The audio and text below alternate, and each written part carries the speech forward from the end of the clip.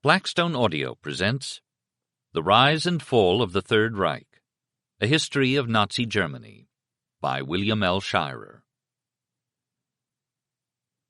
I have often felt a bitter sorrow at the thought of the German people, which is so estimable in the individual and so wretched in the generality.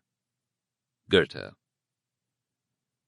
Hitler was the fate of Germany, and this fate could not be stayed.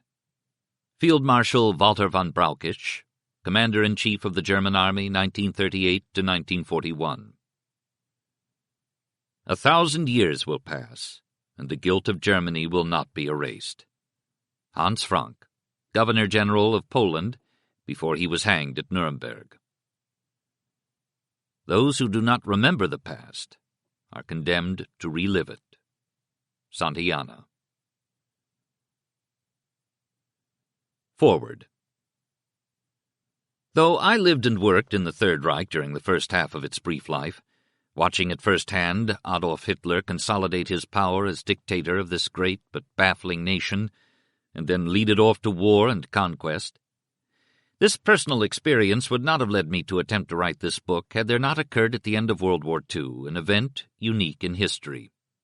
This was the capture of most of the confidential archives of the German government and all its branches, including those of the Foreign Office, the Army and Navy, the National Socialist Party, and Heinrich Himmler's secret police. Never before, I believe, has such a vast treasure fallen into the hands of contemporary historians. Hitherto, the archives of a great state, even when it was defeated in war and its government overthrown by revolution, as happened to Germany and Russia in 1918, were preserved by it, and only those documents which served the interests of the subsequent ruling regime were ultimately published.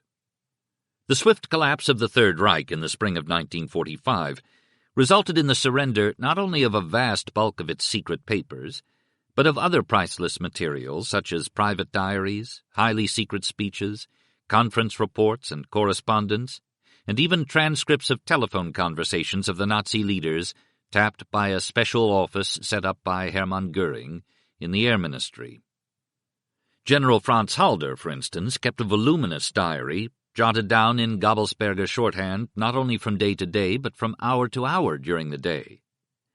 It is a unique source of concise information for the period between August 14, 1939, and September 24, 1942, when he was chief of the Army General Staff and in daily contact with Hitler and the other leaders of Nazi Germany. It is the most revealing of the German diaries, but there are others of great value,